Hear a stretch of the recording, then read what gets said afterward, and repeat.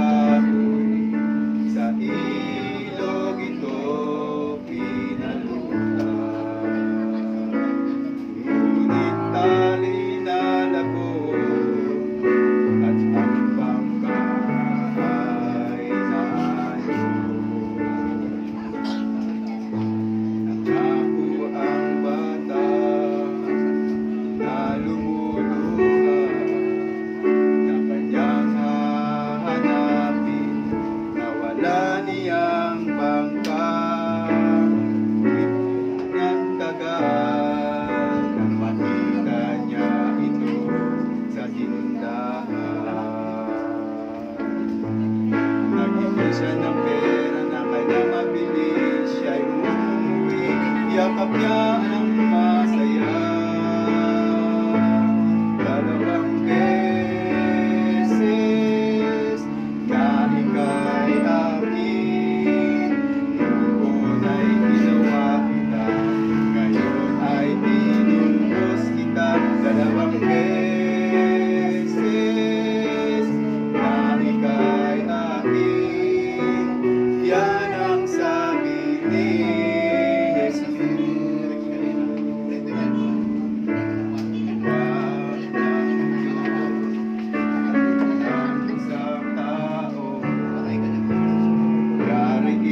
sa pag-ibig, buhay dito sa mundo. Ngunit di panala ko, ang tao ay naano. Ako ang Diyos, nasa kanyang trono, na kanyang hahanapin. Wala niyang tao, ngunit di nga nagtagal, dumating si Jesus na kanyang anak. At siya'y nakayumay doon sa krus, upang ang tao maibalik niya. Dalawang beses na ika'y akin. Ginawa kita, ngayon ay inumbos kita. Dalawang beses na ika'y akin. Yan ang sabi ni Jesus. Dalawang beses na ika'y akin. Noon ay ginawa kita, ngayon ay inuubos kita. Dalawang beses na ika'y akin. Yan ang sabi ni Jesus. Yan ang sabi ni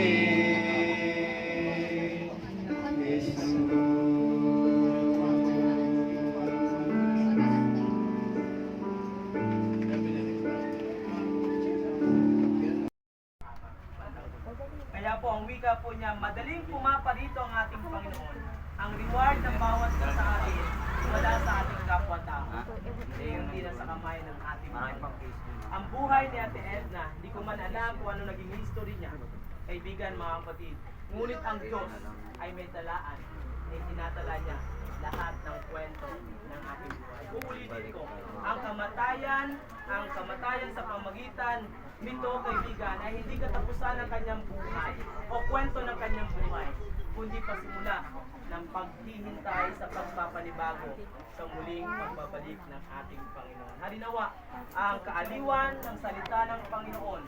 Ang siyang salamat po kay Elder Don and Sister Rosana. Ang wika po ng awit, mga kaibigan, ay nagbibigay kaaliwan sa atin na bagaman ang tao po ay nagkasala, pero pilit pa rin silang inabot ng ating Panginoon. Kagaya po ng kwento ng isang batang gumawa ng bangka. Ngayon po, mga kapatid, bago po tayo tutungo upang ihatid si Ate Edna sa pansamantala niyang himlayan, nais ko pong pakinggan natin ang wika ni San Pablo sa mga taga-Korinto. Ikalawang Korinto chapter 1, verse 3 and 4. Ang wika po ay ganito: Purihin nawa ang Diyos at Ama ng ating Panginoong Hesukristo, ang Ama ng mga kaawaan at Diyos ng buong kaaliwan, na siyang umaaliw sa atin sa lahat ng kapighatian, upang ating maaliw ang nasa anumang kapighatian, sa pamamagitan ng pag-aliw na inaaliw din sa atin ng Diyos. Ang wika po ni Apostol Pablo, ngayon ay dumanas kayo ng kapighatian o kalungkutan, pero bandang huli, itong inyong naging karanasan, maaaring di natin alam bukas makalawa, huwag nawang mangyari, na isa sa mga mahal natin sa buhay ay mamahinga. Meron na tayong kalakasan na may encourage natin sila, dahil pinagdaanan na po natin ang mga bagay na ito. Kami, sa aking pamilya, ay napakahirap yung dinaanan namin nung kami po ay nabawasan ng membro ng pamilya. Imagine mo, for 5 years old, ang iyong lingkod ay nawalan ng magulang. Pinakamahalagang magulang ang aking tatay, kay mga kapatid. Pero salamat sa ating Panginoon, dahil sa kanyang mga pangako, binibigyan tayong kaaliwan. At ika nga po, ang buhay sa mundong ito ay napakaikli para sayangin natin sa walang kabuluhan. Ang buhay na ipinahiram sa atin, mga kapatid, alalahan natin ang buhay ay ipinahiram, mga kapatid. Anumang oras gustuhin na manumbalik ang hininga ng buhay sa may kaloob nito, wala tayong magagawa. Pag ang buhay ay ibinigay, wala na pong bawian. Halimbawa, isang gamit, ibinigay mo sa iyong kaibigan, sa iyong kapatid, o sino man. Pag binigay mo na yan, hindi na ikaw ang nagmamay-ari niyan. Yung pinagbigyan mo na. Ngunit tayong lahat ay pinahiram ng buhay. Nung lilikha ng Diyos ang tao, hiningan niya ang butas ng kanyang ilong at siya ay naging buhay na tao. At kung sabi po ng tala sa Ecclesiastes, kaibigan, mga kapatid, papansinin po natin, napakalinaw ng pahayag na kapag ka ang ating mahal sa buhay ay namahinga na, ito po ay nasa ating Panginoon ang kanya pong hininga ng buhay.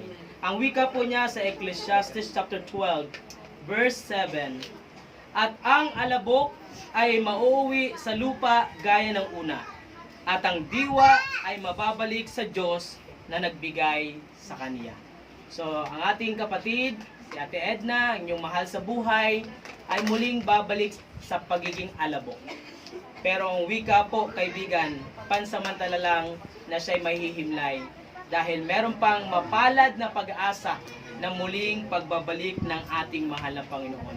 Ako po, nung araw sa aking lola, maging sa aking mga magulang, kami ay naniniwala na kapag ka ang aming mahal sa buhay ay namahinga, diyan na siya paikot-ikot lang at ginagabayan kami. Mga kapatid, yun po ay maling konsepto ng pangunawa kung saan pumupunta ang ating mga mahal sa buhay kung sila po ay nauwi na sa pagkatulog sa kamatayan. Isang halimbawa po, kaibigan, mga kapatid, para ating mapanghawakan yung salita ng ating Panginoon.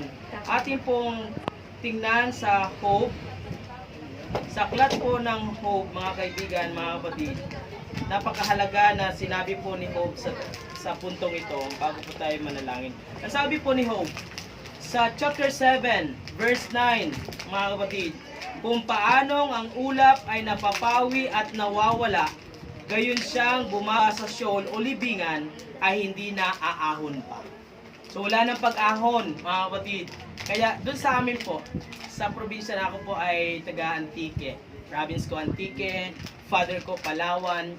So doon po sa tuwing kami po ay nakikipaglibing, doon sa gate ng sementeryo may nakalagay sa wika namin. Karaya po ang wika namin doon. Pero ita-translate ko na lang. Sabi po doon, kami karon, kamudason. Ang ibig sabihin, sila ngayon tayo mamaya. Kaya ang buhay ay weather lang. Una-unahan lang yan mga kapatid.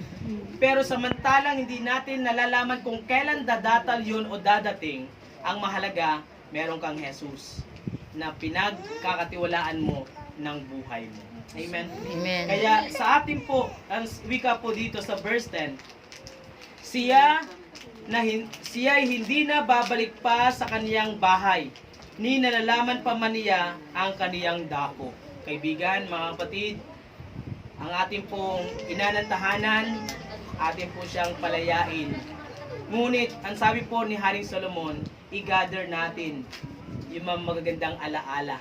Yun ang manatiling buhay sa inyong puso, sa inyong isip, samantalang tayo po'y nagpapatuloy sa buhay na ito. Life must go on whatever happens, mga kapatid. Ang buhay ay kailangan magpatuloy dahil ang Diyos ang siyang sumasa atin at gumagabay sa mga sandaling ito. Yes, pansamantala na malungkot ang nararanasan ngayon. Hindi maganda yung ating natatanaw. Ngunit ang pangako ng Diyos, kaibigan, ang sabi po niya, hindi na magtatagal at muling darating ang ating Panginoon. Ang wika po niya sa Apocalypse, bago po tayo manalangin mga kapatid, ay ganito. Ang sabi po ng Apocalypse, chapter 22, ayan, sa huling aklat ng banal na kasulatan ay ipinahayag ang ganito pong mga pangako mga kapatid. Ang wika po ng ating Panginoon, narito, ako'y madaling pumaparito at ang aking gantimpala ay nasa akin upang bigyan ng kagantihan ang bawat isa ayon sa kanyang mga gawa. Kaya samantalang tayo po ay nabubuhay at nakakapakinig ng paalaala ng ating Panginoon, ang paanyaya niya, mahalin natin ng ating Panginoon. Sumampalataya tayo sa Kanya, maglingkod samantalang malakas pa tayo. Minsan may mga pagkakataon sa buhay natin, maiisip na lang natin, Panginoon, pagalingin mo lamang ako, maglilingkod ako sa iyo. Matapos pinagaling, bumalik sa dating bisyo. Bumalik sa dating gawain. Nung naratay na uli sa banig, tumitingala sa Panginoon, Panginoon, pagalingin mo ako. Pero nung pinagaling uli ng ating Panginoon, ay hindi na po nakakaalala muli sa Panginoon. May isang tao po, kaibigan mga kapatid, na siya po ay nakaranas na bedridden siya. At samantalang siya po ay nakaratay, ang iniisip niya, kung papagalingin siya ng Panginoon, salamat. Kung hindi siya papagalingin ng Panginoon, patuloy siya nagpapasalamat. Kailan po ba tayo nagpapasalamat, kaibigan mga kapatid? Kapag marangya ang buhay, pagka ganito ay hindi na tayo nagpapasalamat sa Panginoon. Yes, isang bagay na hindi dapat pasalamatan na mahiwalay ang ating mahal sa buhay. Ngunit pasalamatan natin na sa kabila nitong natatanaw, pangako ng Diyos, sumampalataya ka at hindi tayo mapapahamak bandang huli. Kaya po ang wika po niya, madaling pumaparito ang ating Panginoon. Ang reward ng bawat isa sa atin, wala sa ating kapwa-tao, kundi na sa kamay ng ating Panginoon. Ang buhay ni Ate Edna, hindi ko man alam kung ano naging history niya, kaibigan mga kapatid, ngunit ang Diyos ay may talaan, ay tinatala niya lahat ng kwento ng ating buhay. Uulitin ko, ang kamatayan sa pamagitan nito, kaibigan, ay hindi katapusan ng kanyang buhay o kwento ng kanyang buhay, kundi pasimula ng paghihintay sa pagpapanibago sa muling pagbabalik ng ating Panginoon. Harinawa, ang kaaliwan ng salita ng Panginoon ang siyang sumaatin na meron pang pag-asa sa kabila po ng kamatayan. Dahil ang Diyos namatay, muling nabuhay, at patuloy na naghahari ngayon sa kalangitan, anumang oras kanyang ibigin, siya'y muling babalik. At ang kanyang purpose sa kanyang pagbabalik, gigisingin niya ang ating mga mahal sa buhay at muling manunumbalik. Mabuhay na kasama ng Panginoon sa walang hanggang buhay. Tayo po'y tumayo at tayo po'y mananalangin. O dakila po naming Diyos, Panginoon, masakit sa damdamin, mapait ang aming pong pakiramdam sa mga oras na ito, Panginoon. Dahil sa paglisan ng mahalagang persona sa loob ng tahanan, higit lalo sa kabiyak ni Kuya Romy, Panginoon. At ngayon, kami po ay narito na maghahatid sa kanyang labi sa pansamantalang himlayan, Panginoon, ni Ate Edna. Tulungan po ang bawat isa na maaliw sa pamamagitan ng inyo pong mga pangako at sa presensya ng inyo pong Santong Espiritu. Bigyan silang pag-asa na at maghintay at sumampalataya na anumang oras hindi na po magtatagal, Panginoon. Inyo pong pangako, kayo'y madaling pumaparito at ang gantimpala ng bawat isa sa amin at ang buhay na walang hanggan ay pagkakaloob nyo sa bawat isa sa amin. Tulungan nawa kami na lumapit sa iyo, sumampalataya samantalang may panahon pa, at maglingkod habang kami ay nasa kalakasan, habang kami ay bata pa at wala pang sakit, Panginoon. Tulungan kami na maunawaan na ang buhay namin sa mundong ito, ang purpose nito ay upang purihin ka, paglingkuran ka, at ibalik ang mataas na pasasalamat sa iyo. Panginoon, akin pong idinadalangin na inyo pong pagpalain ng pamilya. Aliwin ang inyo pong mga pangako, at samantalang kami ay paparoon upang ihatid ang labi ni Ate Edna.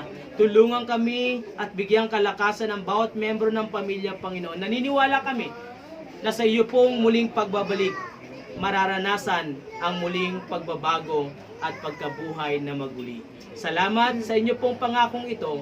Ipagpatawad kami, pagpaumanhin kung sama kami nagkitaan, nagkulang, nagkasala, ng hina sa pananampalatayo o hindi nagtiwala sa iyo, Panginoon.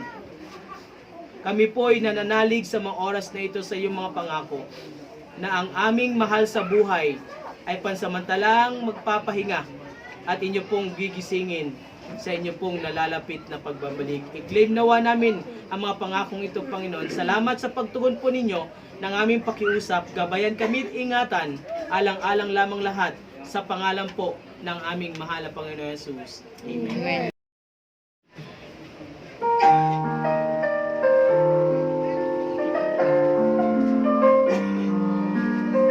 After that, viewing na.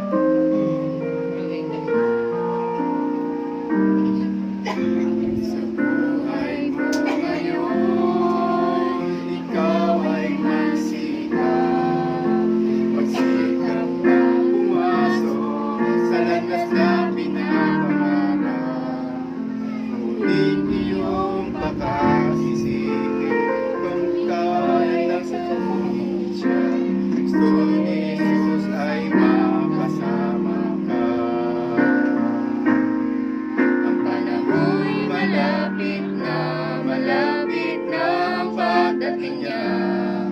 Humanda ka, humanda na, handang salubungin siya. Ikaw, ako, tayong lahat magkakasama. Walang mawawagli kahit isa. Kay sarap manahan doon sa langit na bayan. Tuwa at kasiyahan ang mapapakinggan. Walang mararanasan na mga kapinatian. Doon sa Ama ang buhay walang hanggan. Ang panahon malapit na ang pagdating niya. Humanda ka, humanda na, humandang salubungin siya. Ikaw, ako, tayong lahat magkakasama. Walang mawawaglit kahit isa. Ang panahon malapit na ang pagdating niya. Humanda ka, humanda na, humandang salubungin siya. Ikaw, ako, tayong lahat magkakasama. Walang mawawaglit kahit isa. Ikaw, ako, tayong lahat magkakasama. Walang mawawaglit.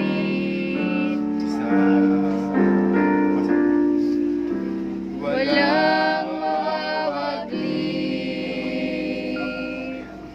kahit isa.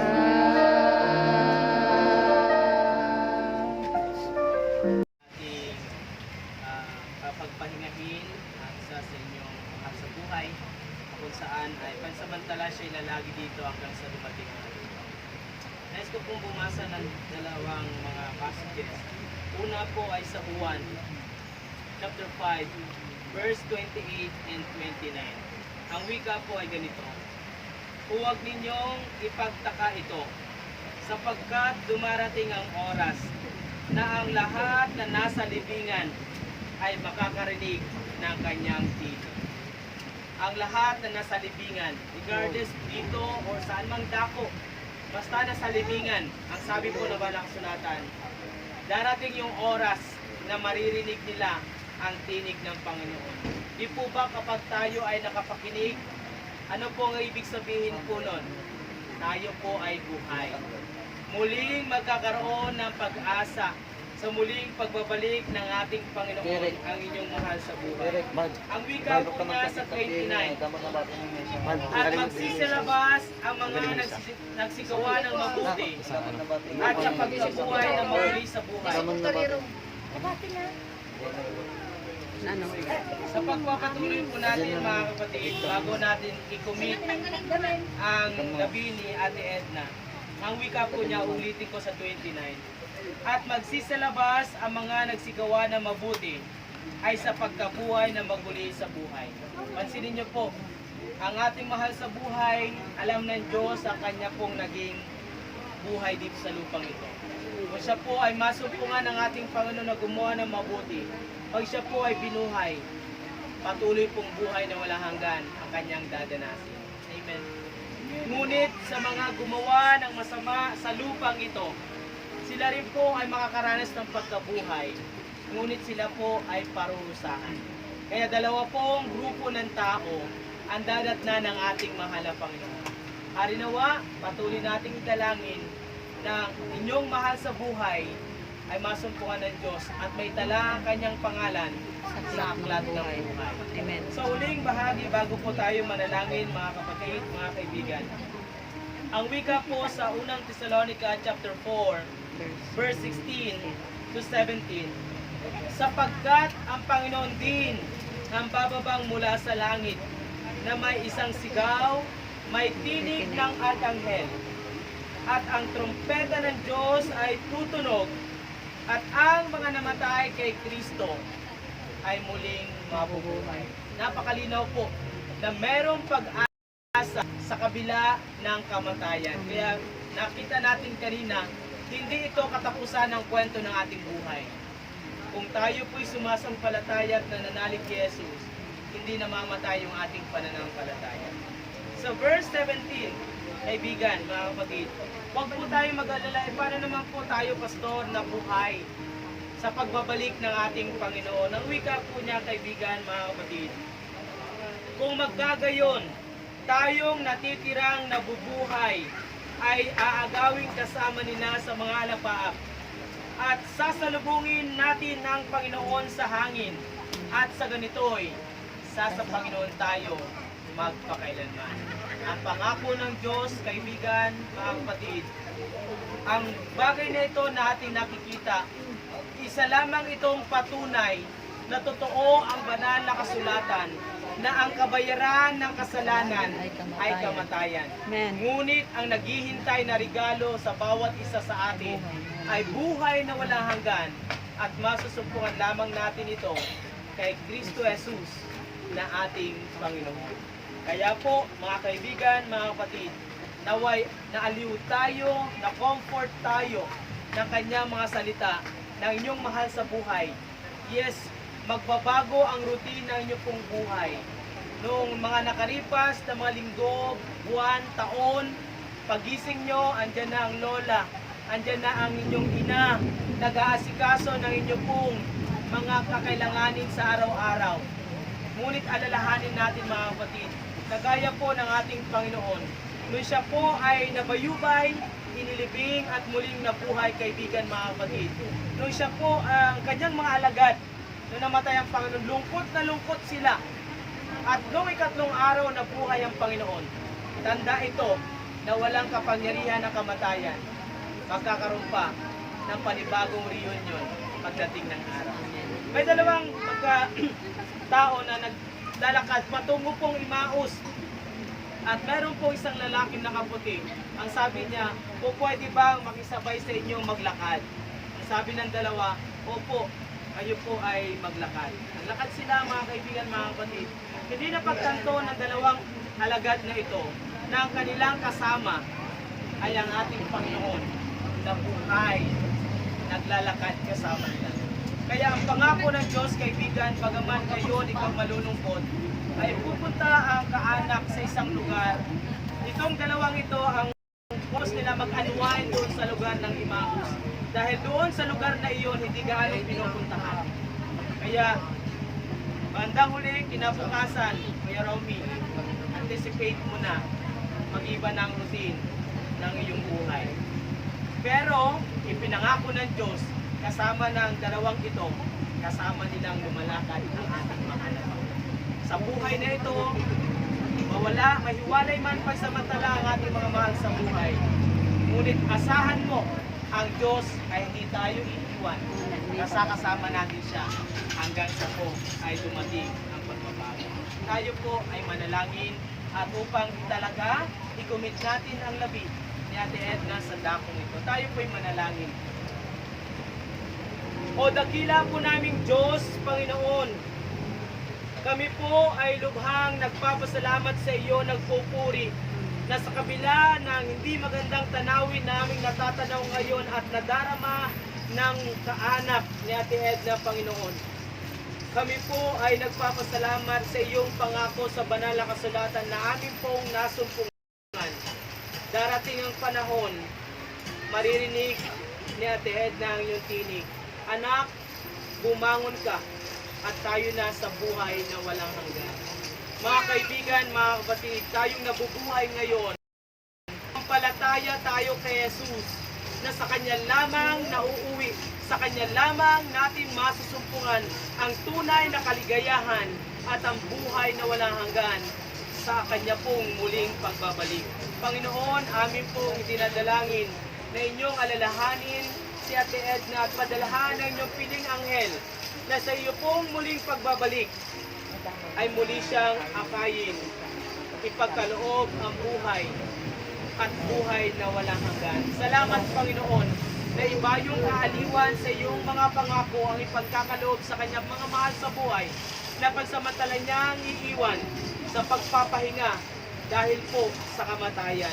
Panginoon, sa dakong ito, bilang inyo pong ministro ang Ebanghelyo, akin pong itinatalaga, ikinukumit ang kanyang labi na inyo pong babantayan ng inyo pong piling anghel at sa inyo pong muling pagbabalik, ipagkaloob ang bagong pag-asa na muling pagkabuhay na mugli. Sa inyo pong kapangyarihan, kami nanganganlong at umaasa. Sa kanyang mga mahal sa buhay, Panginoon, tularan nila ang kanila pong mahal na ina, kanila pong ilaw ng tahanan. Maaring si Ate Edna ay naglingkod sa iyo at nagmahal sa iyo, Panginoon.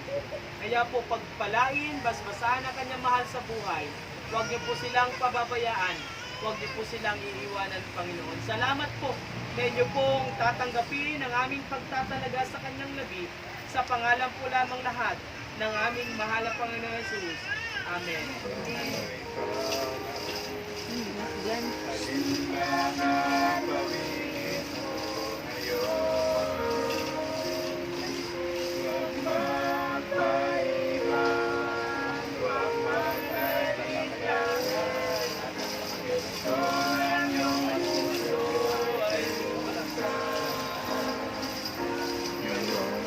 Araw ng kaligtasan mo, kaibigan ko, ang bukas ay di na darating. Buhay mo'y madaling lilipas at magwawakas. Kaligtasan ay nasa Diyos lamang.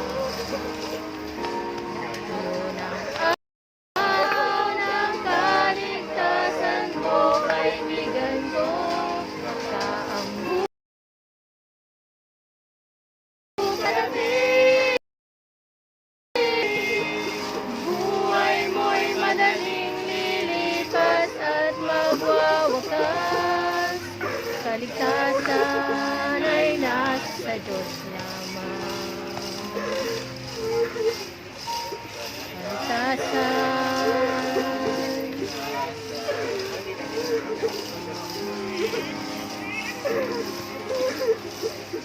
lamang. Ay nagmamantay sa'yo, saan ka man pumunta. Alam mo ba si Jesus na Panginoon ang tunay mong kaibigan. Tunay na kasama mo dahil nagmahal ka sa Kanya.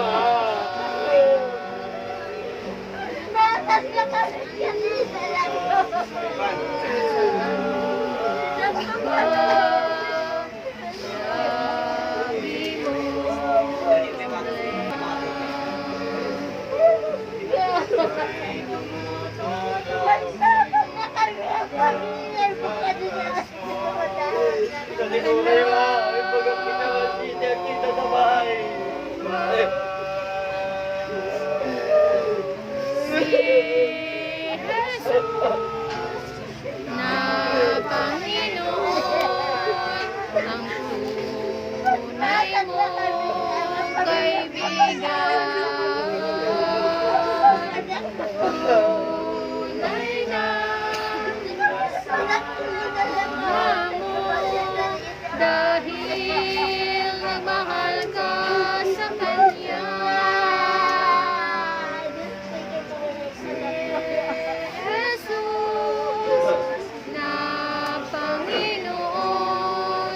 Ang tunay mong kaibigan, tunay na kasama mo, nagmahal ka sa Kanya.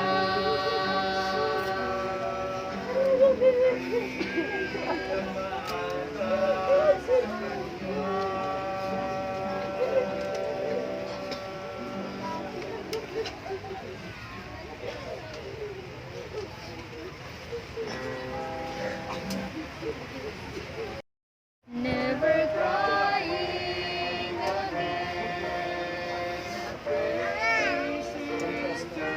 again.